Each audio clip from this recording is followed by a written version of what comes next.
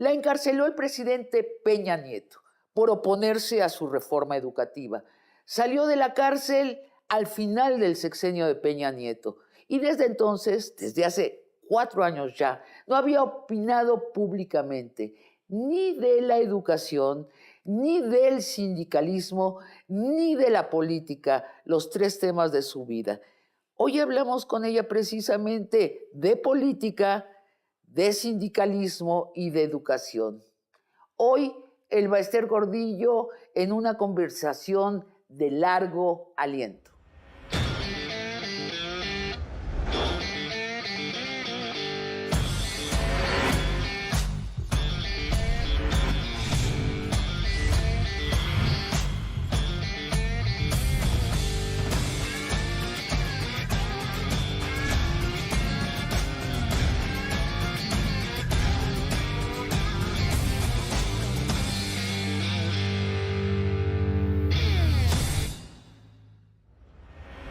Bienvenida a Largo Aliento, Elba Ester Gordillo.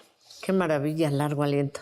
Bienvenida. Gracias. Será una entrevista de largo aliento. Tenemos 50 y tantos minutos para hablar con tranquilidad, con precisión. Siempre es un gusto platicar contigo. Lo ha sido y lo es hoy. Te excarcelaron hace 4 años, Elba. Has guardado silencio en los medios, pero te decides a dar declaraciones públicas por Leticia Ramírez, la nueva secretaria de Educación recién nombrada por el presidente López Obrador. ¿Por qué es tan importante Leticia Ramírez? Me gustaría puntualizar. No fue por Leticia, antes estuve en La Silla Roja, en una entrevista y alguna otra. Y esta vez es más que Leticia porque no creo que sea una cosa personal, ni deba ser. Es el tema que más me ha apasionado en toda mi vida y por el que he luchado. La educación y el mundo laboral, y en particular el CENTE. Pero teníamos a Delfina de secretaria, no te referiste a ella, a Leticia Ramírez sí. Porque ella y yo, Leti y yo, nos conocemos de muchos años atrás. Fue una luchadora, una activista de la coordinadora, y a mí me tocó llegar al sindicato en un momento en que del interior de la República al centro, lo que era entonces el Distrito Federal, más de 750,000 maestros en la calle, y ella con Sandoval, con Martín del Campo y otros muchos más, tomaron las calles y lucharon por democracia y más salario. Y yo en ese momento, como recordarás, muy cuestionada, porque se decía que el presidente, y cosa que era cierto, me había impuesto en el CENTE, ¿no? Salinas. El presidente Salinas. Y entonces había un tema, el rezago, la falta de reconocimiento a los maestros, los bajos salarios, cierto, y una crisis gremial impresionante, ¿no? ¿Y la recuerdas a ella puntualmente? Muy puntualmente. ¿Así de importante era Leticia? Más que importante, delgadita, con sus anteojos y aguerrida. Me acuerdo yo que en el edificio de Venezuela tenía que estar toreando a los grupos, tenía que estar esquivándolos porque me querían hasta golpear. Fue un tiempo de extremada intolerancia, de violencia, y yo siempre tratando de buscar diálogo con ellas. Entonces, es la coordinadora con una organización gremial que tenía como prioridad siempre la educación, y en ese momento sabíamos, pero ella tenía razón y otros más, democracia y más salarios. O sea, ella tenía razón en las peticiones puntuales. Así es. Pero sí se enfrentó contra ti, que representabas la imposición de Salinas. No, contra yo que representaba un magisterio institucional, constructor, se quiera aceptar o no, de esto que es México, nuestro país. Ahora, Perdóname, sí. Uno de los constructores, no vayamos a creer que tenemos un ego y queremos que los maestros, no, pero los maestros hemos hecho patria. Ahora, sin embargo, eso se hace 30 años. ¿Ella ya no es de la coordinadora o sí es? Yo pienso que sí, pues los principios se defienden, no lo sé, no podría decir, pero lo que es real es que yo me quedé en la escuela, en la lucha de los maestros, y ella se fue a la política, a la administración. Ella se fue a la administración pública y se volvió claramente obradorista. Lleva 30 años en el equipo de López Obrador. La pregunta es, ¿la coordinadora trascendiendo el nivel personal, la coordinadora y el CENTE no están listos para conciliar? Ojalá, nada me daría más gusto. Ellos lo saben, y Leticia en particular. Siempre busqué que hubiésemos acuerdos, que llegásemos a la pluralidad, que respetáramos nuestros espacios y ellos tuvieran espacio en la conducción de la vida sindical bajo una situación mucho más profunda, ¿no? Que nos comprometiéramos a fondo con la educación pública, laica, gratuita, con la excelencia de la educación. En ese momento firmamos un pacto por la calidad educativa, pero también con la vida democrática del CENTE, y que no hubieran malos contra buenos, buenos contra malos, sino que todos tenemos claros y todos tenemos oscuros. Perdóname por el optimismo, pero parece un momento ideal para que la CENTE y el CENTE, no sé si se unan, pero sí que se coordinen mejor. Y te voy a decir por qué. Porque es un CENTE debilitado y es una coordinadora fortalecida y es un régimen con una lógica distinta a los anteriores. Yo creo que no debemos confundir siglas con magisterio. La CENTE sigue siendo lo que sea. Yo creo que Oaxaca, en el caso del secretario general de las 22, ha sido más flexible, preparado, sí, ¿no?, para negociar con el gobierno, y eso me parece que es excelente. Y el CENTE agachado, omiso, desfigurado. ¿Tu CENTE? El CENTE de los maestros también. Sí, el claro. CENTE de la vida institucional, el CENTE preocupado por la educación, el CENTE que buscaba negociaciones sin pintarrajear ni cerrar calles, y que contra eso había que luchar, ¿no? Claro. El CENTE que propuso carrera magisterial, el CENTE que propuso desempeño docente, el CENTE que propuso el instituto de evaluación. Pero debilitado. Sí, hoy, no, pero ese CENTE no existe hoy. Sí. El CENTE de hoy se acomoda a donde le conviene y se subordina, Cepeda, no el CENTE, el líder del CENTE, líder entre comillas. ¿Se acomoda? Se acomoda. O sea, y no lucha por los trabajadores maestros, ni por la educación. ¿No? No, yo creo que está luchando más los otros. La coordinadora. Claro. Fíjate hay que reconocerlo. Es la vida, es la evolución. Le decían a Mao, ¿cómo va a ser el mundo en 20 años? Decía, lo que es seguro es que no sabemos. Así es. ¿No? Eso es entender lo que es la dialéctica.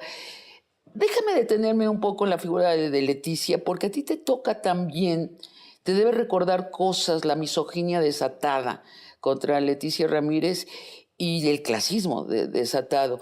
Yo te nombro, tú los conociste, y los conociste en buena medida en esta sala, en el despacho presidencial. Trataste también a secretarios de educación aquí, para llegar a grandes acuerdos. Emilio Chofet, Alonso Lujambio, Aurelio Nuño, Esteban Moctezuma, ¿qué tenían ellos que Leticia Ramírez no, además de ser ellos hombres, blancos, de corbata, de cuna rica? Buenos hijos del patriarcado, Elba Ester. ¿Tú has visto cómo han golpeado a Leticia Ramírez? Mira, yo creo que Leticia y yo tenemos algo en común. El aula, y eso hay que reconocer. Así es. Yo fui maestra en Nezahualcóyotl, pero antes fui maestra en la Reinsar, en Chenaló, allí en Chiapas, en la Sierra, estuve en muchos lados, y en la Ciudad de México, siempre en la capital, ¿no? En el Distrito Federal. Ella en una mujeres. Lucha. No, pero yo soy de las que está, y lo vi de una filósofa feminista muy importante. Cuerpo no hace defensa de género. Ok. ¿Sí? Y lo creo. O sea, ¿tú crees? A veces en cuerpo de mujeres hay rudeza tremenda. No, la podemos buscar, ahí está la tacha. Y misoginia. Sí. Y hay generosidad también. Sí. Indira Gandhi, ¿no? Es otra que podríamos hablar, y hoy las hay. No, el tema es ese machismo ancestral, esa actitud de dominio y de poder que era solo para los hombres. Y que me da mucho gusto que gracias al nivel de escolaridad de las mujeres, a que hemos generado mayor solidaridad, hoy decimos, mujeres sí, que tengan capacidad, talento, compromiso con el país, que venga de la cultura del esfuerzo. Y en ese sentido, yo creo que Leticia lo menos que se merece es el derecho a duda, porque todos evolucionamos. Evolucionó ella, evolucioné yo en nuestros espacios. ¿Por qué no llegar a coincidencias?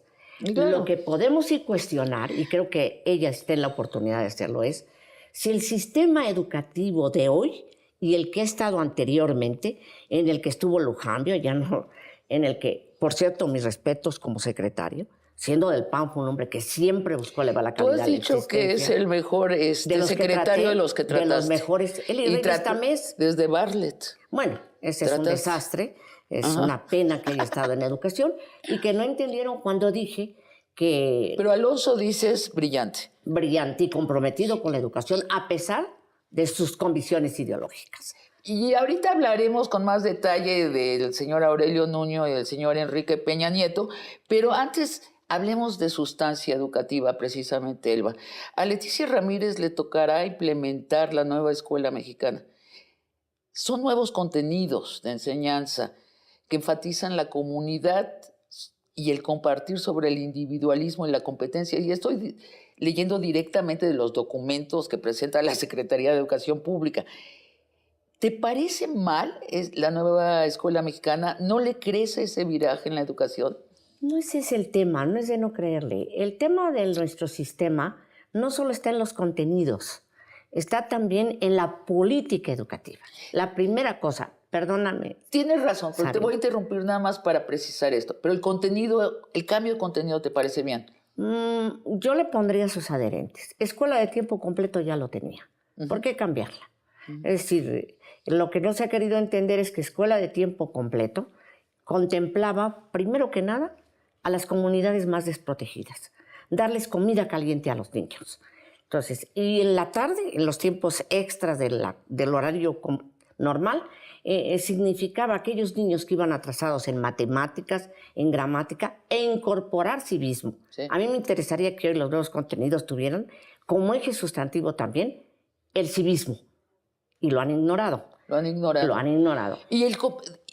Pero te voy a insistir, este contenido de izquierda, enfatizar la comunidad sobre el individuo, enfatizar lo nacional, no borrar lo global, pero sí regresar a pensar que estamos en México, ¿te parece mal? No, a ver, ¿por qué? Te voy a decir. Dices no es suficiente. No, ¿sí? Claro que no. Y además no tiene que tener tendencias grupales, ideológicas. Uno de los desastres de nuestro sistema educativo es que cada 6 años cambian la política educativa. Uno de los desastres y decisiones políticas en el gobierno, los gobiernos ha sido, yo te preguntaría, Sabina, ¿cuántos secretarios de educación ha habido en este gobierno? ¿Cuántos llevamos? Con ella van a ser 3. ¿Así 3? Bueno, pero revisemos con los gobiernos anteriores. Llegaron hasta 6 en un sexenio. ¿Sí? ¿Sí o no? Cambian y cambian y cambian. Entonces las políticas se interrumpen. Sí. Las políticas no llegan al objetivo que se quiere. Y los cuadros interiores, que tú conoces muy bien, de la Secretaría, ¿no sostienen a la Secretaría? No, porque llegan los afines ideológica y políticamente a los intereses del sexenio en turno o del secretario que está. Se ha burocratizado. No es un tema ideológico. Los maestros somos nacionalistas y tenemos una perspectiva hoy de que el mundo global, la aldea global, ya está. Que hay un quiebre civilizatorio, nos guste o no. Esto, las tecnologías, los nuevos sistemas de comunicación irrumpen. Las relaciones humanas son otras. Solo ideologizar, solo dar contenidos, conocimientos, no. También tenemos que dar deporte, recreación, cultura, ¿no? Cultura. Y yo insisto, hoy la escuela debe ser el detonante social, el cohesionador de comunidad. Y en eso sí coincido. Entonces, si esa escuela cohesiona a la comunidad, qué bueno, pero ya lo sí escuela de tiempo completo. Participaban los papás, los maestros y los alumnos. Ahora, a ver, esto en corto la exsecretaria de Educación me dijo, la escuela de tiempo completo está. ¿Es mentira que desapareció? Entonces, ¿para qué le cambiaron el nombre? Yo digo, si algo está bien, ¿por qué no lo valoramos? Y si algo está mal, lo corrijamos. Mira, ¿quién debe tener la agenda educativa? Primeramente que nada ser eso, un detonante cuestionador y componedor del tejido social. Estamos en crisis. ¿Y quién debe de tener la agenda para que no cambie cada 6 años, peor, cada 2 años? que no sean políticas públicas educativas de sexenios, sino que tengamos un proyecto de largo alcance. A mí me hubiera encantado. De largo aliento. De largo aliento. De largo aliento, perfecto. Pero esta sí es de corrección, la acepto. Pero ¿dónde debe de estar? ¿Quién debe salvaguardar ese proyecto? Mira, el primer valor que tenemos en la Constitución y del que yo estoy muy orgullosa es el tercero constitucional. Yo creo que ese es un decálogo, es un código ético que debemos hacer valer. Una educación laica, gratuita, de excelencia para todos y todos los mexicanos, de educación preescolar, inicial, hasta educación superior. ¿Cómo darle sentido humanístico y también permitir que chicas y chicos puedan incidir con éxito en la vida? Es la felicidad. En eso coincido con Leticia. Lo que buscamos y queremos son niñas y niños felices, hombres y mujeres plenos, felices. Y entonces le falta algo a eso. Déjame preguntarte sobre política educativa. Le falta eso al programa. Sí. La inteligencia emocional. Por eso la escuela de tiempo completo. En la escuela de tiempo completo, porque el papá, la mamá se van, ya no se quedan los chiquillos. Entonces necesitamos que la escuela vuelva a ser ese cuestionador. Perdón. No, sí. Te quiero preguntar sobre política educativa, más bien sobre polaca educativa. A ver, yo estuve revisando antes de nuestra conversación las notas de periódico y decían que Alfonso Cepeda, el actual presidente de... Secretario general del CENTE. Secretario general. Fíjate que hay cierta ambigüedad, lo nombran a veces presidente, igual, en fin. Secretario general del CENTE es de tu grupo. Dicen, tú saliste de la cárcel, mandaste por las cocas a Juan Díaz y pusiste a Alfonso Cepeda. No. ¿Están mal informados los periodistas? Totalmente. A ver, te voy a decir, yo siempre he sido un agente que está en medio de los medios, en medio de las críticas de los medios. La extrema derecha y la extrema izquierda. Yo soy una mujer nacionalista. De eso no tengo ningún rubro. ¿No es gente tuya? No, él viene de vanguardia. Y Juan Díaz también venía de vanguardia. ¿Y no te gusta lo que está haciendo por lo que has dicho? No, él ya se había ido del sindicato. ¿Por qué está haciendo Cepeda que no te gusta? Pues no tiene una voz, es decir, no he oído ni siquiera públicamente de una propuesta educativa del CENTE. Mira, yo le digo al señor presidente, y lo hago con todo respeto, pero con toda claridad, sí democracia sindical en la elección de los dirigentes del CENTE, pero de veras, que sea como tal. Cuestión que no se está dando. 2. A ver, ¿Cepeda de quién es? Es el del CENTE, pero... Sí, yo sé, pero ¿quién lo puso allí? Dices, no hubo democracia. No, ni yo puse a Juan. Juan Díaz lo impuso y lo puso el gobierno anterior. Peña. Claro. El presidente Peña. Y Cepeda también. Lo puso este presidente, López Obrador. No. No, perdón, no, Peña. El anterior gobierno. Entonces, Cepeda no pertenece estuvo en el Comité Nacional. Es la mejor prueba de que nosotros trabajamos en pluralidad. Hubo gente de la coordinadora, hubieron compañeros de la coordinadora, de Vanguardia Nacional, y compañeros que coincidían en un proyecto. Te voy a hacer una larga pregunta y te pido un sí o un no. El Peña Nieto quería hacer una reforma educativa. Tú te opusiste y por eso te encarceló. Vamos a hablar de eso en el siguiente bloque, pero antes solo te pido esta precisión. ¿Quién te sacó de la cárcel fue el presidente López Obrador? No, la ley. Vamos a una pausa y volvemos. Loret de Mola fue el vocero mediático de esa llamada reforma educativa. Siempre fue el enemigo de la educación pública. Pues porque tienen una visión muy... Tienen, todavía hay muchos de ellos que están, claro. ¿Con quién juntas a Loret? Con Zuckerman, con Leo Zuckerman, con todos los que hoy son críticos y se olvidan que ayer combatieron al sindicato porque según ellos nosotros éramos el lastre y la piedra angular que no permitía la modernización del sistema educativo.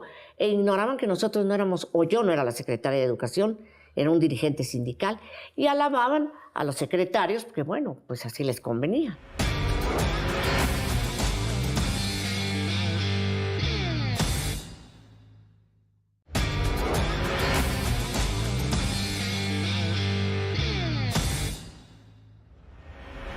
Elba Ester, Peña Nieto te cita y te dice, vamos a cambiar las cosas en la educación. El gran cambio es que vamos a evaluar a los maestros y vamos a despedir a los que reprueben la evaluación.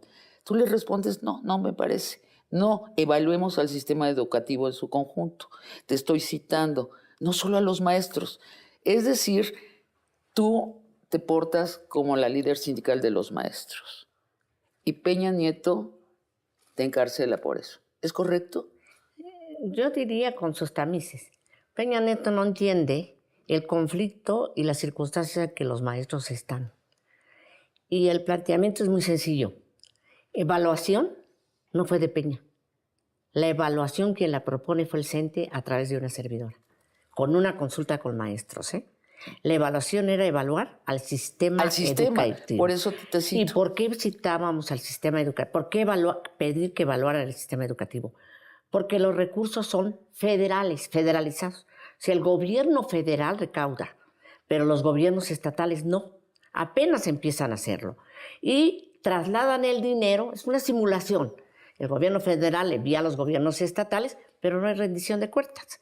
Y en lugar de irse a inversión educativa, se iba a parques y a trabajos políticos. Llámese CNOP, y estoy consciente de lo que digo, llámese trabajos X, pero nunca educación.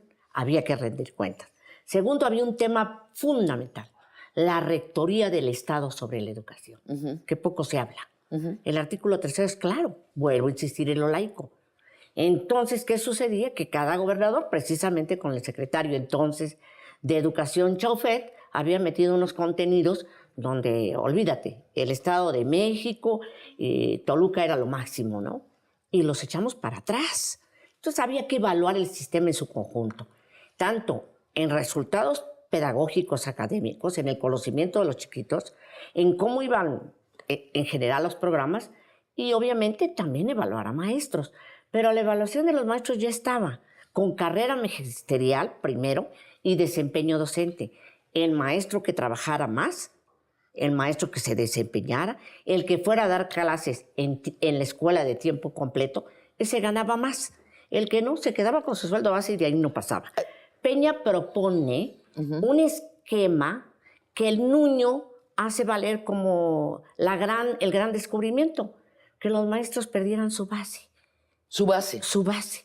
No solo los de básica, en general, los supervisores, los coordinadores, y esa era la medida su base, más ¿qué quiere decir? Liberal salvaje. Que los pudieran despedir. La garantía despedir. del empleo, claro, la garantía. Y claro. entonces que fueran empleados de confianza. Exacto. Inaceptable. Y hacer un examen y seas de donde seas, si repruebas los te vas. maestros están dispuestos a hacerlo. ¿Estaba en eso? Claro. Entonces ya estaba. El conflicto no era, insisto, el conflicto no era los contenidos ni las tareas, ya estaban. El asunto es que la señora Josefina Vázquez Mota, que fue secretaria de Educación, fue candidata a la presidencia de la República. Y como bandera, siendo candidata a la presidencia de la República, asume que lo que había hecho el secretario Lujambio y en la organización sindical es su bandera y lo debe llevar a ley. ¿Por qué no estábamos de acuerdo que lo llevara a ley? Porque teníamos a la coordinadora que no iba a querer y los institucionales podían quererlo, pero iba a haber un conflicto de enfrentamiento. La descripción de las fuerzas, si es la correcta, ellos te exigen que te dobles, tú dices no. ¿Y te encarcelan? Yo diría que toda acción tiene reacción. Pero me opuse. ¿Te me opusiste? opuse y en 7 días armaron un expediente y me detuvieron. O sea, fue directamente la causa esa. Esa dicen una y la otra de algo que defenderé siempre. Autonomía e independencia sindical. A que no les consulté al entonces candidato a la presidencia, Enrique Peña Nieto, quiénes iban a ser los dirigentes del CENTE. No hubo consulta durante el tiempo que yo fui la dirigente. Que tú les consultaras. Claro, eso fue en tiempos pasados. Tenemos que luchar por la autonomía e independencia. Tú hiciste algo que se solía hacer con los nuevos presidentes, ya no lo hiciste. Dijiste, algo que se solía esto hacer, le quita independencia a mi sindicato. Claro, y eso se solía hacer antes del presidente Salinas. Con el presidente Salinas este tema lo hablamos mucho. Lo hablamos muchísimo por la democracia sindical. Un sindicato no puede ser fuerte si no tiene derecho a su autodeterminación. Bueno, si no tienen bases. Por favor, salíamos del corporativismo a la democracia. Segunda, la otra parte que me parece medular, un sindicato que no tiene derecho a huelga pues le están conculcando su derecho más profundo. Claro, porque si no tenían base no podían irse a huelga. Entonces hoy hablan de una reforma laboral y no contempla que hay apartado A y apartado B, trabajadores de primera y trabajadores de segunda. Déjame preguntarte, Loret de Mola. Loret de Mola fue el vocero mediático de esa llamada reforma educativa. Siempre fue el enemigo de la educación pública. ¿Por qué? Pues porque tienen una visión muy... Tienen todavía, hay muchos de ellos que están, claro. ¿Con quién juntas a Loret? Con Zuckerman, con Leo Zuckerman, con todos los que hoy son críticos y se olvidan que ayer combatieron al sindicato porque según ellos nosotros éramos el lastre y la piedra angular que no permitía la modernización del sistema educativo. E ignoraban que nosotros no éramos, o yo no era la secretaria de Educación, era un dirigente sindical, y alababan a los secretarios, porque bueno, pues así les convenía. Y cuando hablo que la educación... A ver, ¿hay algo de clase? Sí, claro, de clase y de machismo, indiscutiblemente. Yo me encontré en medio de las dos corrientes, insisto, en los neoliberales salvajes y en los de izquierda radicales. Y no es fácil conducir una... Y siendo mujer, bonito. Déjame darte mi relato como mujer y como persona de izquierda. Yo creo que hubo un elemento clasista que pervive, por cierto, muy tremendo en esa reforma de Peña. Peña y su secretario de Educación, Aurelio Niño, se portaron como los niños ricos que toman posesión de la mansión de sus papás. Y dicen, a ver, los mozos, las sirvientas, los choferes, los vamos a evaluar, y nadie tiene plaza segura, se me van los que no den el ancho, no se responsabilizan de la formación de los maestros, no les dan elementos de crecimiento a los maestros, no aprecian al maestro per se, no toman en cuenta a los maestros que caminan 1 hora para llegar a un potrero y que tienen que dar clase a los niños de todo el potrero y que hay niños de primero de primaria a sexto de primaria bajo el mismo tapanco. No, eso no existe. Si hubiera tapanco. Bueno, sí. Nosotros hicimos una exposición. Que son los que alfabetizan a esos niños. Tal vez no les enseñan las raíces cúbicas, pero sí les hacen leer y escribir. Esos maestros quedan totalmente fuera del esquema. Yo sí me enojé, yo en su momento escribí que esto era una visión clasista. ¿Crees que esto pervive, se anuló en este gobierno esta visión clasista? ¿Cómo lo ves? Yo creo que la educación debe ser un instrumento para conciliar, para pensar en el conocimiento, pero también para la convivencia humana, para el respeto a los demás. Yo creo que todavía nos falta mucho por hacer. En este gobierno particularmente, a mí no me convence con claridad que tenga un proyecto de largo aliento educativo. Seguimos respondiendo a coyunturas, a requerimientos coyunturales, insisto, y falta mucho por hacer. Te voy a preguntar más sobre la reforma actual educativa, pero quiero hacerte preguntas más sobre Peña, pocas más. Peña ha dicho que el mayor error que cometió en su sexenio fue encarcelarte. Lo ha dicho. Tu sindicato había trabajado para que en el 2012 Peña ganara en las urnas. Fue aliado del peñismo. Llegado el 2018, el CENTE trabaja para que López Obrador gane en las urnas. 2 millones de maestros organizados cuidando casillas, haciendo propaganda. ¿Para que gane el presidente Andrés Manuel? No. ¿No? No.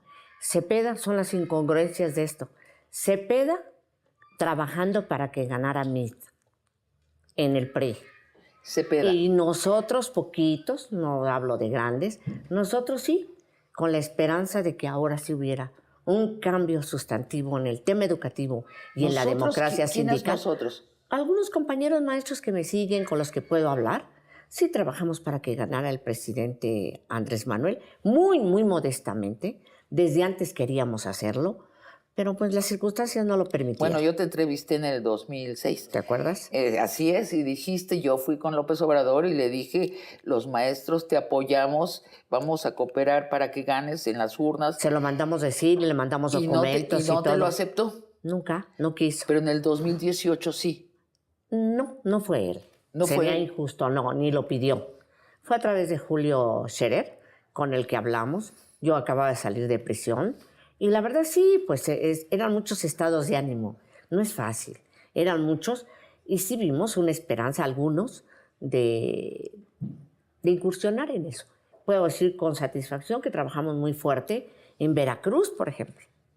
Contribuimos y en algunas partes muy modestamente, tampoco estoy hablando. Pero en ese momento Cepeda y el CENTE estuvieron con MIS y se devoraron a un partido que, es cierto, nunca lo he ocultado. El gremio se dedicó a construir con maestros y con padres de familia y con la sociedad Nueva Alianza. Y se la acabaron a Nueva Alianza. Se la acabaron. Y en el CENTE no se decidía el Bester si se participaba con tal o cual presidente o candidato a la presidencia, sino había un Comité Nacional de Acción Política donde estaban todas las corrientes ideológicas partidistas para debatir con quién nos íbamos. O sea, el CENTE ha perdido esa solidez. Eso lo mandaron a la basura, al bote, y ya no se ejerce. Hoy tranquilamente sale Cepeda y dice que va a apoyar a fulano de tal, y se olvida que en el comité político se tenía que someter a quien se apoyaba. Claro. Bajo dos premisas. Y los maestros no hacen caso del todo, ya. Los maestros votan por quien quieren. Así es. Los maestros, nosotros podemos sugerirles, impulsar, en razón del compromiso con la materia educativa y el compromiso con la reivindicación de los trabajadores. Oye. Si alguna virtud tiene Leticia, perdón que vuelva a eso, sí. es que conoce las carencias de los maestros, sabe en qué condiciones está la infraestructura escolar. Su reto es fenomenal. Qué bueno que sume, pero ojalá no olvide que la causa fundamental es la educación como herramienta, como instrumento, como factor de la gran transformación social con equidad y justicia de México. Y si habla con el Bester, Leticia, ¿con quién está hablando? Con una maestra. Con una maestra, sí, no más, y una mujer. No menos. No más ni menos. Le voy a preguntar sobre la reforma de la educación en curso hoy y también de tus años en la cárcel, pero por favor luego de una pausa. Yes. A ver, hay quien dice que ni siquiera estuviste en la cárcel. Eso es falso. Que estuviste en la enfermería luego. Estuve y luego en un hospital, de la Ciudad de México, en el Dalinde. No, a ver, no, nunca. Estuve en Santa Marta. De Santa Marta me fui a Tepepan. No estoy para contar enfermedades porque no me gusta, pero sí he tenido problemas de salud serios. Pero no estuve en un lecho. Yo puedo decir que me pasé, y si no lo demuestro, yo ya esté en seguridad y lo puedo decir, más de 3 años sin ver el sol, sin ver llover, sin ver la luz. El sol? Ni siquiera 10 minutos en la celda. En un cuarto.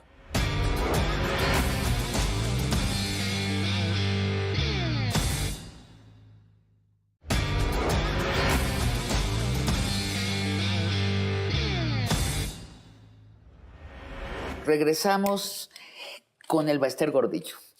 El Bester, la reforma de López Obrador parece ser consistir sobre todo en deshacerla de Peña. Y sigue siendo sobre todo una reforma, en este caso una contrarreforma laboral. Pero sí hay un nuevo plan de estudios para la educación básica. Es decir, la que incluye preescolar, primaria y secundaria. Dice Blanca Heredia, especialista en educación, que este cambio en su contenido sí es un cambio importante. Integral de la educación, eso es bueno. Y resumo lo que ella dice, es enfatizar el compartir sobre el competir, enfatiza a la comunidad sobre el individuo. ¿Te gusta la nueva escuela mexicana?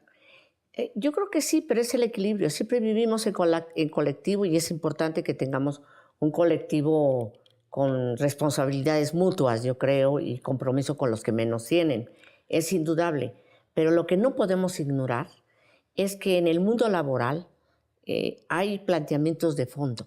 Yo sí creo que hay que enseñar conocimiento y fomentar lo técnico. No todos los chicos tienen vocación para la humanística. ¿Tú estudiaste estos nuevos contenidos? No los he visto a fondo, mentiría.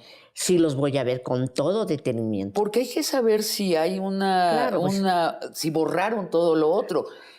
Es decir, puedes tener una educación que enfatiza el compartir y también el competir. En la escuela, te digo, hay muchas cosas que ya estaban sobre ese eje. Ya estaban sobre esos valores, entonces, claro. ¿qué crees? ¿Por qué los vuelven a hacer los libros de texto? Se enojan mucho cuando digo porque priorizan la política a lo educativo. No estoy en contra de la política, de la politiquería sí. La política es el arte ahorita, nuestra convivencia, el trato cotidiano entre personas. Pero cuando a esto se le quiere poner el énfasis en razón de el presidente, cometemos un gran error.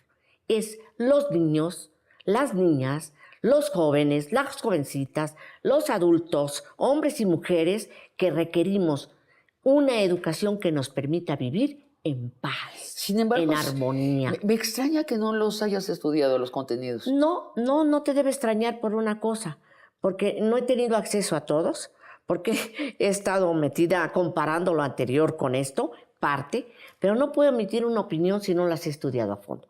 Yo no soy una erudita en pedagogía, yo no soy una erudita en educación, me gustaría serlo, pero sí soy una conocedora del dolor de los niños, de las niñas, de las mamás y los padres de familia, y la terrible descalificación permanente a los maestros.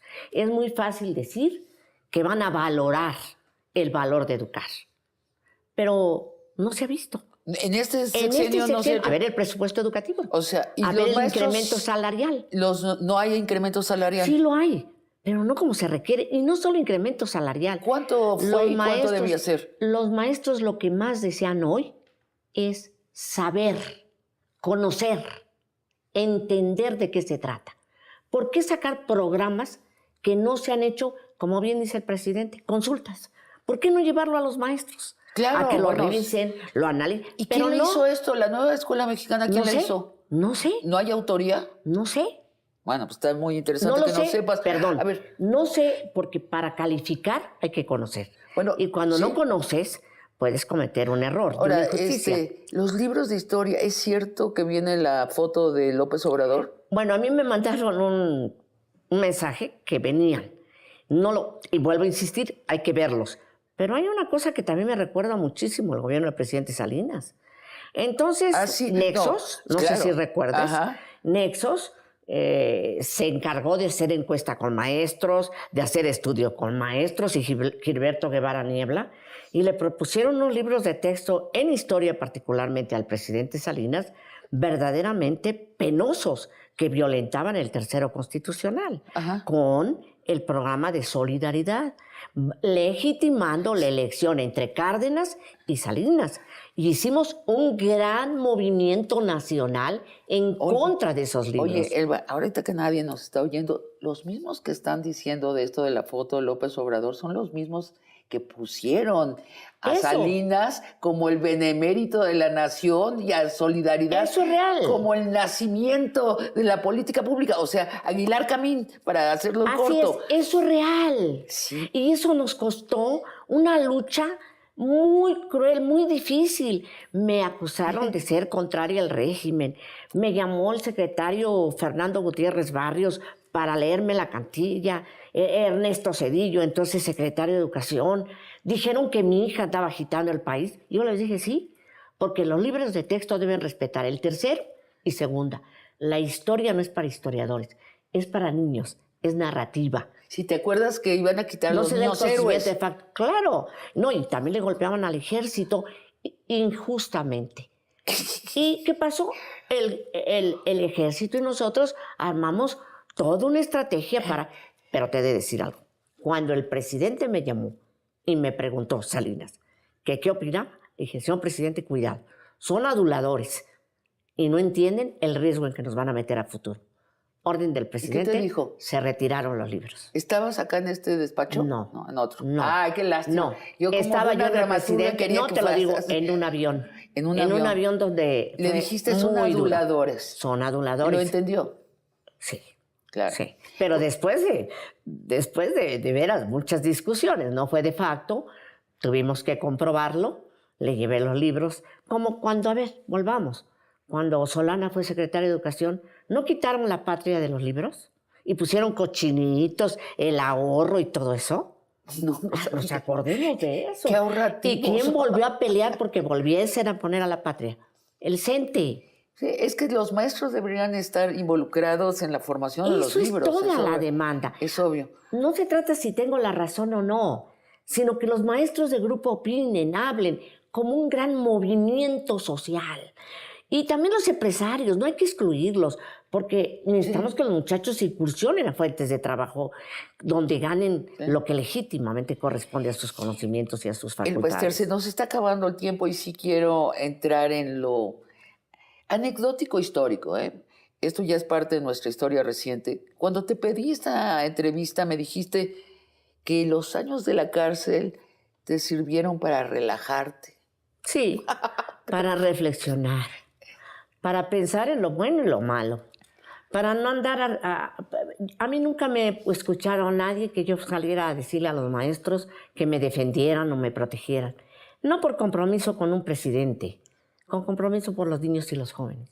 Me pueden acusar de lo que gusten, siempre me han tenido por misoginia, o sea, no por machismo, mucho que hacer. Pero también porque, mira, no por aceptaban. Primera vez en muchos años de tu vida. Pero además hubo mucho que hacer. Cuidar enfermos, hacer rompecabezas sobre arte, que me gusta mucho. ¿Dentro de la cárcel? Allí, con las internas, aún con los custodios que tenían calidad humana, a ver mi salud, a disfrutar de mi hija mis hijas cuando me llegaban a ver, de mis nietos, a descubrir el auténtico amor, a entender que no es todo estaba cerrado, que había gente buena. A ver, hay quien dice que ni siquiera estuviste en la cárcel. Eso es falso. Que estuviste en la enfermería luego. Estuve en un hospital, sí. En un hospital de la Ciudad de México, en el Dalinde. No, a ver, no, nunca. Estuve en Santa Marta. De Santa Marta me fui a Tepepan. No estoy para contar enfermedades porque no me gusta, pero sí he tenido problemas de salud serios. Tuvieron que operarme estando allí. Hubieron varias cosas serias. Pero no estuve en un lecho. Yo puedo decir que me pasé, y si no lo demuestro, yo ya esté en seguridad y lo puedo decir, más de 3 años sin ver el sol, sin ver llover, sin ver la luz. Sol, ni siquiera 10 minutos en la celda. En un cuarto. ¿De qué tamaño? No puedo medir los metros. Pero de ese lugar hice un lugar bello. Lo arreglé. Mis rompecabezas. Hice un lugar de valorarme, de amarme, de que quien me fuera a ver. Sí, yoga. Y hice el lugar que era para mí. Pudieron encarcelar el cuerpo, pero no el pensamiento. Pudieron encarcelar mi salud, muchas cosas. Pero me rebelé a ello, me cuidé, me atendía, tuve un gran médico, el doctor Walliser, más adelante el doctor Becerra, que me salvara la vida. Tuve amigos, amigas, presas, murieron, algunas estando adentro. Es muy fácil hablar hoy de eso, casi no me gusta. Creo que decirte que eres la única con la que lo hablo, porque eso está cerrado. Yo no me voy a atar al pasado, ni en lo bueno ni en lo malo. La vida es hoy y quiero ver hacia el futuro. Hay mucho que hacer. Lo que sí puedo decir es, Peña, no cancelaste mi vida, menos tu secretario de Educación. Hay mucho por hacer. Pobre gente. Si dice que se equivocó, él lo dice. Yo lo que le digo es que soy una mujer íntegra y comprometida con mi país y que estoy orgullosa del Bester. Perdiste a Mónica en esos años, tu hija. Fue muy duro. Sí, y creo que eso es lo más miserable que pasó. A veces uno dice que no hay que vivir con complejo de culpa, ¿no? Pero muchas veces pienso que si a mi hija, si no me hubieran detenido de la manera tan infame, el cáncer no hubiera... prendido en ella. No hubiera... ¿Qué sufrimiento piensas? El cáncer se le fue al cerebro por cosas nerviosas. Mónica sufrió mucho por mi detención. Mónica fue la que buscó el abogado. Mónica conseguía recursos para que su madre tuviera que comer. Eso no lo juzgo yo. Debe haber un ser supremo, debe haber la energía, deben haber muchos chiquillos que lo juzguen. No quiero quedarme con esa amargura. A Mónica no le gustaría. Y luego te casaste. Sí. Con tu abogado. O sea, de veras quieres tener a tu abogado cerca, ¿no? Está cerca. Junto a ti en la cama. Está cerca, en la cama, y en el apapacho cotidiano, y comiendo y peleándonos cuando no estamos de acuerdo. Tiene su manera de pensar. Nunca me ha dejado sola. ¿Y lo conociste en esos bretes? Él, gracias a él, con lecturas leíamos novelas históricas, leíamos cosas, escuchábamos música. Más bien, más que leerlas, me llevaba libros y más adelante los leíamos cuando nos veíamos. Oye, y más joven que tú. Eso es ser optimista. ¿Quién dijo que la edad define yo no digo. Es un hecho, la vida? Es un objetivo. La maravilla de él es que más allá de lo que tenga estas carnes ya grandes y maltratadonas por muchas cosas, por la biología, en mí existe una persona que lo ama, lo respeta, lo admira. No me hubiera casado con una persona que no respetara y admirara. Muchas veces tuve proposiciones de matrimonio y nunca las acepté. Y esta fue una oferta de matrimonio porque siempre me lo pidió, en condiciones de no la maestra el vestir, en condiciones del vestir, la que es maestra indiscutiblemente. Y vamos a otra de los aspectos conocidos de ti como personaje.